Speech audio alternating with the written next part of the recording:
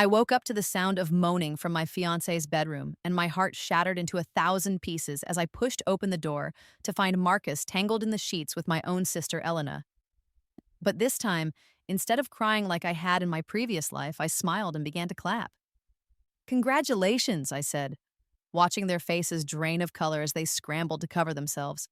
"I'm so happy you two found each other." The look of confusion and terror in their eyes was absolutely delicious. In my past life, this moment had destroyed me. I had begged, pleaded, and humiliated myself trying to win Marcus back. I had believed Elena's crocodile tears about how it just happened and how sorry she was. I had even agreed to step aside quietly to avoid family drama, watching helplessly as they flaunted their relationship at family gatherings while I was painted as the bitter, jealous sister who couldn't be happy for them. But death has a way of clarifying things. When that drunk driver's car slammed into mine 3 years later, as I drove home alone from yet another family dinner where I was treated like a pariah, my last thought wasn't of regret for the life I was losing. It was rage for the life I had wasted. Now, at 24 again, with 3 years of painful memories burning in my mind, I was ready to rewrite this story entirely. "Sarah," Marcus stammered, pulling the sheet higher. "I can explain." "No need," I said cheerfully, pulling out my phone. "Smile." The camera flash illuminated their horrified faces perfectly. Elena lunged forward, but I was already backing toward the door. "Delete that!" she shrieked. "Why would I delete such a beautiful moment?" I asked innocently. "You two look so happy together. I'm sure Mom and Dad will want to see how their golden daughter has been spending her time." Elena's face went white. In my previous life, I had learned too late that she had been systematically turning our parents against me for years, painting herself as the responsible daughter while making me look unstable and jealous. She had been particularly careful to maintain her image as their perfect little angel. "Sarah, please," Marcus said, climbing out of bed and reaching for his clothes. "We need to talk about this rationally." "Oh, we will," I said. "But first, I need to make some calls. Elena, you might want to let David know about this development. I'm sure your boyfriend will be thrilled to hear how committed you are to your relationship." Elena's gasp told me she had forgotten about David entirely. Poor David, who had been planning to propose next month, a detail I remembered from my previous life's timeline. In that life, Elena had simply ghosted him without explanation, leaving him devastated and confused. I walked out of Marcus's apartment with a spring in my step, ignoring their panicked voices behind me. 3 years of hindsight had given me something invaluable: knowledge. I knew exactly how this would all play out if I let it follow the same path. Elena would manipulate our parents into believing this was somehow my fault. Marcus would paint himself as the victim of a loveless relationship. They would get married in the spring, and I would be gradually frozen out of the family entirely. But I also knew something else.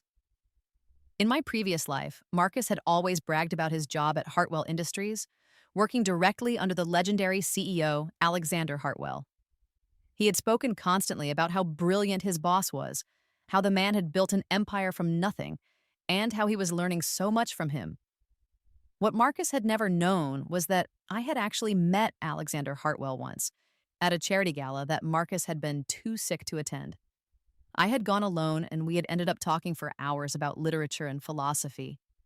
He had been charming, intelligent, and surprisingly down to earth for a billionaire. He had even asked for my number, but I had turned him down because I was committed to Marcus.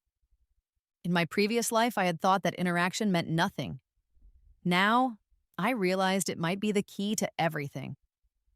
I drove to my small apartment, mind racing with possibilities. The first thing I needed to do was secure evidence of Elena and Marcus's affair, but I also needed to protect myself from the inevitable family backlash. In my previous life, I had been caught completely off guard by how quickly my parents had turned against me. This time, I would be ready.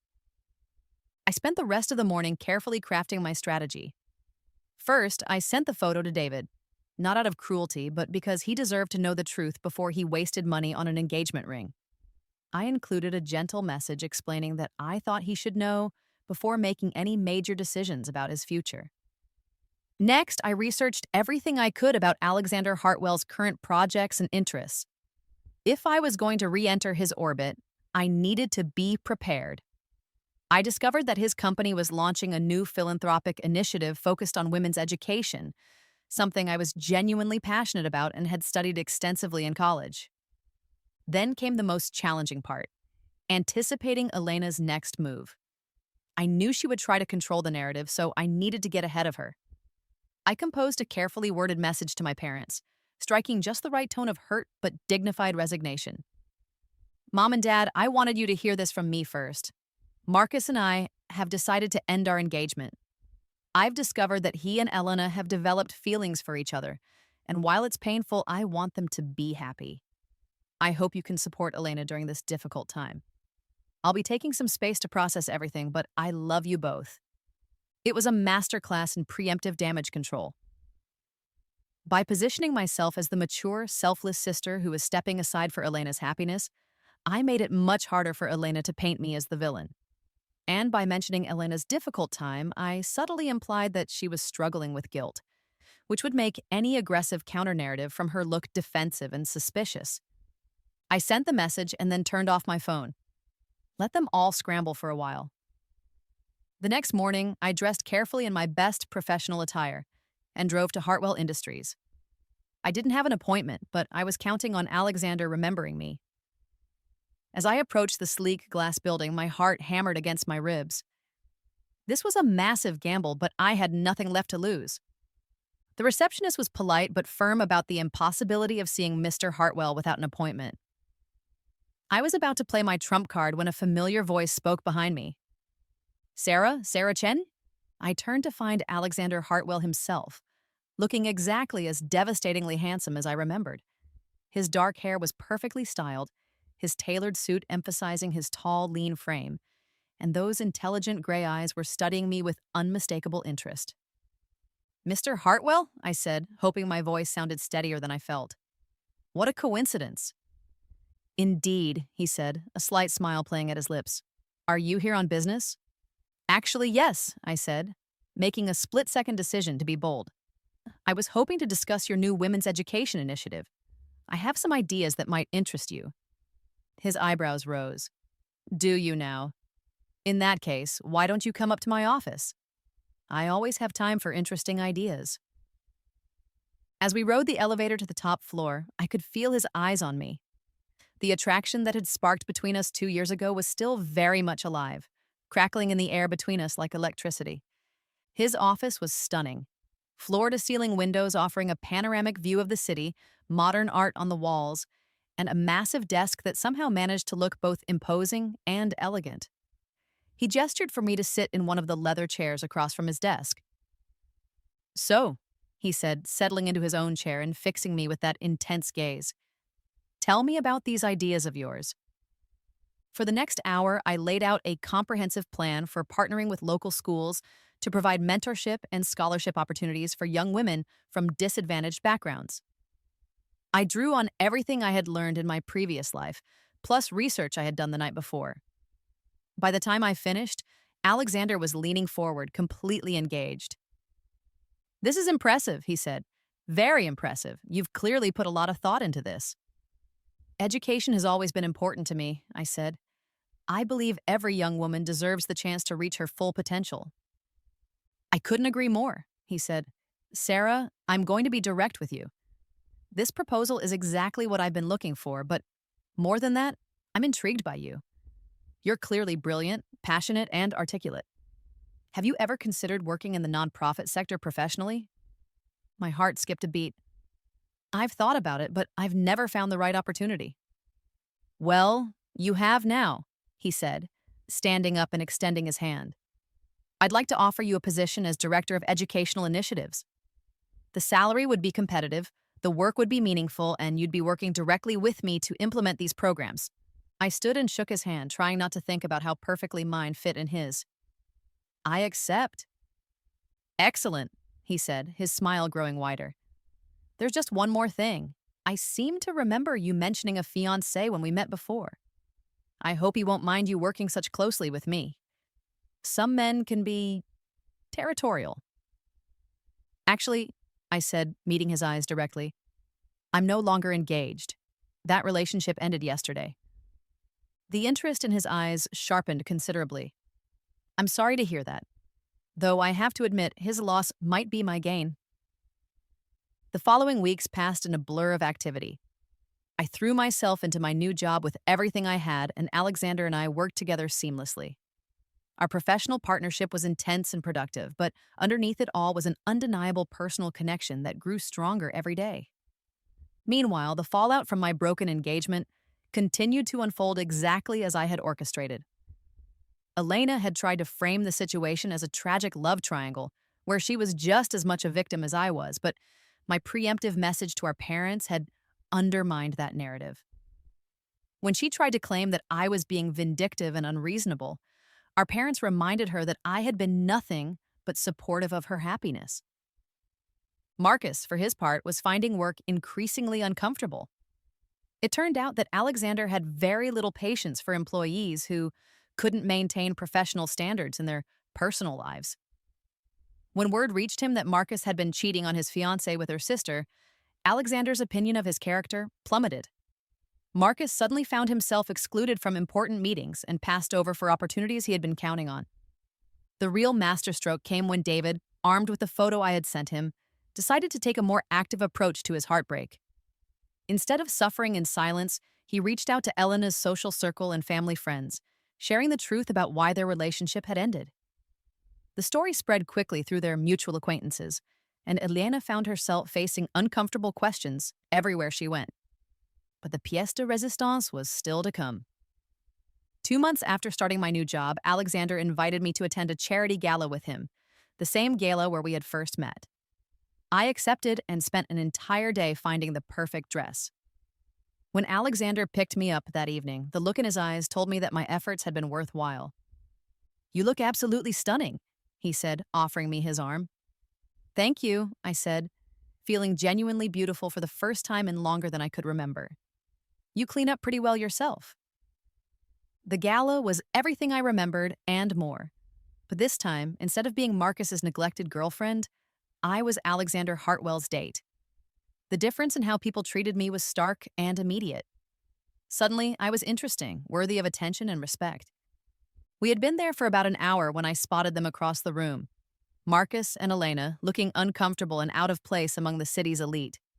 Marcus was wearing the same tuxedo he had worn to every formal event for the past 3 years, and Elena was in a dress that was obviously expensive, but somehow managed to look cheap on her.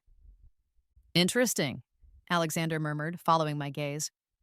"It seems your ex-fiancé and his new girlfriend managed to get invitations." "His new girlfriend is actually my sister," I said casually. Alexander's grip on my arm tightened slightly. "Your sister? Well, that's complicated." "Not really," I said with a smile. "Sometimes people show you exactly who they are, and you just have to believe them." As if drawn by some invisible force, Marcus and Elena began making their way across the room toward us.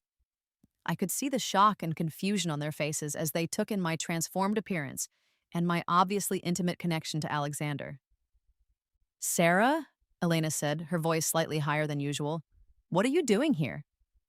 "I'm here with my date," I said pleasantly, gesturing to Alexander. "Elena, Marcus, I'd like you to meet Alexander Hartwell. Alexander, this is my sister Elena and my former fiancé Marcus." The recognition dawned on Marcus's face immediately. His boss, the man whose approval he had been desperately seeking for months, was dating his ex-fiancée. The woman he had cheated on and discarded was now completely out of his league. "Mr. Hartwell," Marcus stammered, extending his hand. "I work for you, in the marketing department." Alexander shook his hand with the bare minimum of politeness. "Ah, yes, Marcus. I remember you now. How interesting that we should meet in this context." The tension was palpable. Elena was staring at me with undisguised shock, clearly trying to reconcile this elegant, confident woman with the broken sister she had left behind 2 months ago. "You look different," she said finally. "I feel different," I replied. "Amazing what happens when you stop letting toxic people drag you down." Elena flinched, but before she could respond, Alexander smoothly guided me away. "Shall we find our table?" he suggested. "I believe dinner is about to be served." As we walked away, I could feel their eyes boring into my back. The evening only got better from there. Alexander and I were seated at the head table with the city's most powerful and influential people. During dinner, the conversation flowed easily, and I found myself holding my own with mayors, CEOs, and philanthropists. Alexander watched me with obvious pride and affection, his hand resting possessively on mine. When the dancing began, he led me onto the floor with practiced ease. I had forgotten what it felt like to be with a man who knew how to lead, who was confident and sure of himself. As we swayed together to the music, I caught glimpses of Marcus and Elena at their distant table, looking miserable and out of place. "They're watching us," Alexander murmured against my ear. "Let them," I replied. "I want them to see exactly what they lost." "And what's that?" he asked, spinning me expertly. "The chance to be part of something real," I said, looking directly into his eyes. Something shifted in his expression then, something deeper and more serious than the playful flirtation we had been engaging in all evening. "Sarah," he said quietly, "I need you to know that this isn't just some rebound for me. What we have, what we're building together, it's real. You're extraordinary, and I'm falling in love with you." My heart stopped. In my previous life, no one had ever spoken to me like that. No one had ever seen me as extraordinary. "I'm falling in love with you too," I whispered back. He pulled me closer, and I could see over his shoulder that Marcus and Elena were still watching us, their faces twisted with jealousy and regret. The coup de grace came when Alexander was invited to speak about his foundation's new educational initiative. As he took the stage, he gestured for me to join him. "Ladies and gentlemen," he said into the microphone, "I'd like you to meet Sarah Chen, the brilliant woman who conceived and designed our new scholarship program. Sarah, would you like to tell them about it?"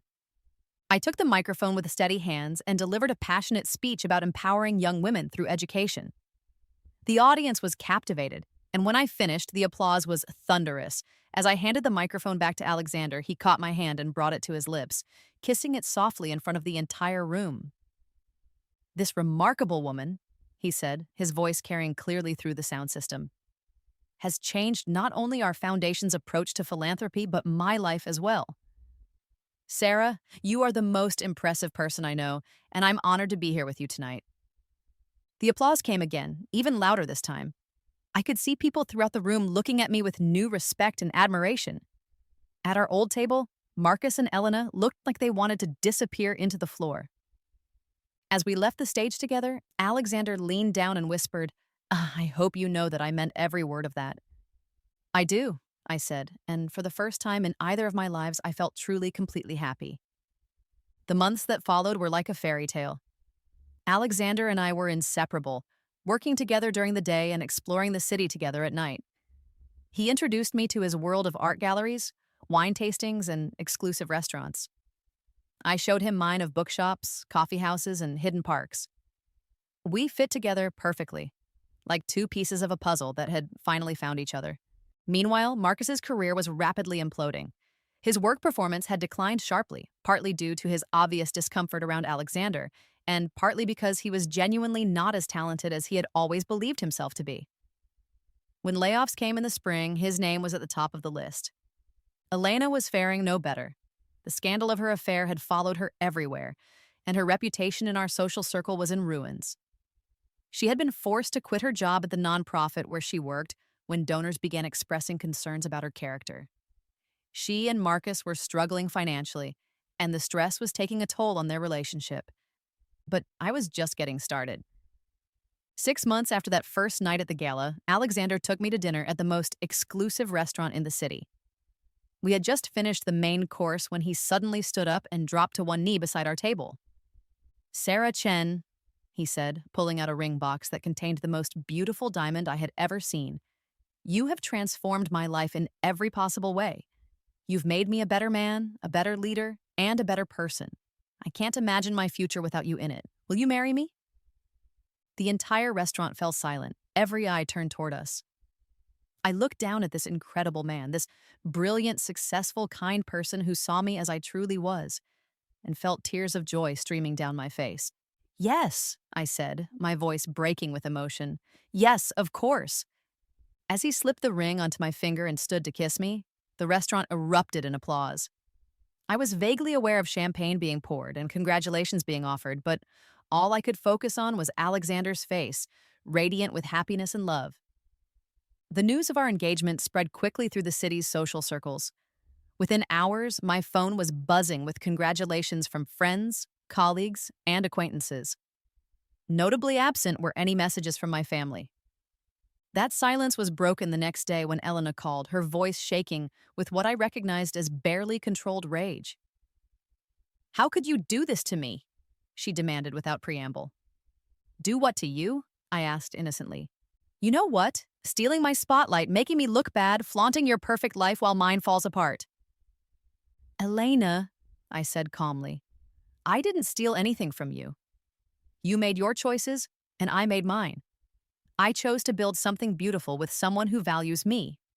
You chose to destroy something good for a momentary thrill. You're being vindictive and cruel," she said, her voice rising. "You're doing all of this just to hurt me." "Actually," I said, "I'm doing this because I'm happy. I know that's a foreign concept to you, but some people actually make decisions based on their own joy rather than other people's pain." "This isn't over," she said before hanging up. But it was over, and we both knew it.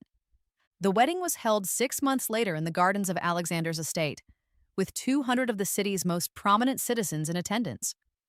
I walked down the aisle in a custom-designed gown that cost more than Marcus made in a year to marry a man who loved me completely and showed it in every gesture, every glance, every word. My parents attended, though they seemed uncomfortable and out of place among the wealth and sophistication surrounding them. Eliana and Marcus were notably absent, though I heard later that they had driven by the estate several times during the ceremony, unable to resist torturing themselves with glimpses of what they had lost. As Alexander and I exchanged vows, promising to love and cherish each other for the rest of our lives, I thought about my previous life and how differently this story had ended. In that life, I had died alone and bitter, believing that I was unworthy of love and success. In this life, I had learned that sometimes the greatest gift you can give yourself is the knowledge of your own worth. The reception was magical. We danced under twinkling lights as a string quartet played, surrounded by friends who celebrated our happiness with genuine joy. When Alexander twirled me around the dance floor, I caught sight of the wedding photographer capturing our bliss, and I smiled, knowing that these photos would show not just a beautiful wedding, but the beginning of a beautiful life. During his speech, Alexander spoke about how I had changed his world, how my intelligence and compassion had made him want to be better. When it was my turn to speak, I talked about second chances and the importance of recognizing when someone truly sees and values you. To my husband, I said, raising my champagne glass, "Thank you for showing me what it means to be cherished." The applause was warm and heartfelt, and as Alexander pulled me into his arms for our first dance as husband and wife, I felt a sense of complete contentment wash over me. 3 years later, I was standing in the nursery of our penthouse apartment, holding our 6-month-old daughter, Grace, when Alexander came home from work with interesting news. "You'll never guess who applied for a job today," he said, kissing me hello and gently stroking Grace's dark hair. "Who?" I asked, though I had a feeling I already knew. "Marcus," he said. "Apparently he's been unemployed for 8 months and is getting desperate." I wasn't surprised. I had been keeping tabs on their situation through mutual acquaintances, and I knew that Elena and Marcus's relationship had become increasingly strained as their financial situation worsened. Elena had been forced to move back in with our parents, while Marcus was living in a studio apartment and working odd jobs to pay rent. "What did you tell him?" I asked. "Nothing yet," Alexander said. "I wanted to discuss it with you first. Though I have to admit there's a certain poetic justice to the idea of him having to come to us for help." I looked down at Grace, sleeping peacefully in my arms, and thought about the kind of world I wanted her to grow up in. A world where kindness was rewarded and cruelty had consequences, but also a world where people could learn from their mistakes and find redemption if they truly sought it. "Give him the job," I said finally. Alexander raised an eyebrow. "Are you sure?" "I'm sure," I said. "But make sure he understands that his employment is contingent on his performance and his character. He had his chance to be important in this company when he worked for you before, and he wasted it. This time, He'll have to earn everything. Alexander smiled and pulled both Grace and me into his arms. Have I mentioned lately that I'm married to the wisest woman in the world?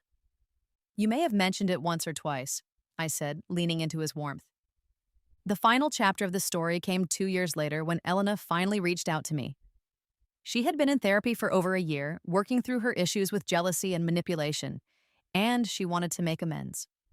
Her message was humble and sincere, acknowledging the pain she had caused and asking for the chance to rebuild our relationship. I agreed to meet her at a small cafe downtown, curious to see if she had truly changed, or if this was just another manipulation. When she arrived, I was surprised by how different she looked. The designer clothes and perfect makeup were gone, replaced by simple jeans and a sweater. She looked tired but more genuine than I had ever seen her. "Sarah," she said, sitting down across from me with obvious nervousness. "Thank you for agreeing to see me." "I'm curious to hear what you have to say," I replied honestly. For the next hour, Elena spoke with a vulnerability I had never seen from her before. She talked about her jealousy, her insecurity, and her desperate need for validation that had driven her to hurt the people she should have loved most. She apologized sincerely for the affair, for the years of manipulation, and for trying to turn our parents against me. "I know I can't undo what I did," she said finally. "And I know I have no right to ask for forgiveness. But I want you to know that seeing how happy you are, how much you've accomplished, it made me realize how wrong I was about everything. You were always the strong one, the smart one, the good one. I was just too jealous to see it." I studied her face, looking for signs of deception, but all I saw was genuine remorse and exhaustion. "I appreciate your apology," I said carefully. "But I need you to understand that trust, once broken, takes time to rebuild. I can forgive you, but I can't forget what happened." "I understand," she said. "I just want the chance to prove that I can be better, to be the sister you deserved all along." It wasn't a magical reconciliation. There were no tears or dramatic hugs, but it was a beginning. Over the following months, Elena slowly proved that her change was real. She volunteered at a women's shelter, working with abuse victims. She went back to school to become a social worker. She rebuilt her relationship with our parents, taking responsibility for her past behavior instead of making excuses. Marcus, meanwhile, had proved himself to be a competent, if unremarkable, employee. He worked hard, kept his head down, and never caused problems. He and Elena had officially ended their relationship, both acknowledging that it had been built on deception and betrayal rather than genuine love. He eventually found someone new, a nice woman who worked in accounting, who saw something in him that I never had. As for me, my life continued to exceed even my wildest dreams. Alexander and I had 2 more children, a son named James and another daughter named Hope. Our marriage was everything a partnership should be, built on mutual respect, shared values, and genuine love. We traveled the world together, built our foundation into one of the most successful educational charities in the country, and created a family filled with love and laughter. Sometimes, late at night when I was nursing one of the babies or helping Grace with her homework, I would think about my previous life and marvel at how completely everything had changed. The woman who had died alone and bitter felt like a stranger to me now. This life, this beautiful, full, meaningful life, was the one I was meant to live. The last time I saw Marcus was at a company holiday party 3 years ago. He approached me hesitantly during a quiet moment when Alexander was across the room talking to investors. "Sarah," he said, "I know this probably doesn't matter to you, but I want you to know that I'm sorry for everything. You deserved so much better than how I treated you." I looked at him, really looked at him, and realized that I felt nothing. No anger, no hurt, no satisfaction at his obvious regret. He was just a person who had once been part of my story, but who no longer had any power over my emotions. "Thank you for saying that," I said simply. "I hope you're happy, Marcus. I really do." And I meant it. Because when you're living the life you were meant to live, with the person you were meant to love, surrounded by the family you were meant to have, there's no room for bitterness or revenge. There's only room for gratitude. Standing here now, watching Alexander play with our children in the garden of our home, while the sun sets behind the mountains. I am overwhelmed by that gratitude. I am grateful for my death because it led to this rebirth. I am grateful for the betrayal because it freed me from a life that was too small for who I really was. And I am grateful for the knowledge that sometimes the best revenge is simply living well. Grace runs up to me, her dark curls bouncing, and throws her arms around my legs. "Mommy," she says, "are you the happiest person in the world?" I scoop her up and spin her around, both of us laughing as Alexander and the other children join us in a group hug that encompasses everything I have ever wanted. "Yes, sweetheart," I tell her, meaning it with every fiber of my being. I think I might be, and in this life, this beautiful second chance at happiness, that's exactly what I am.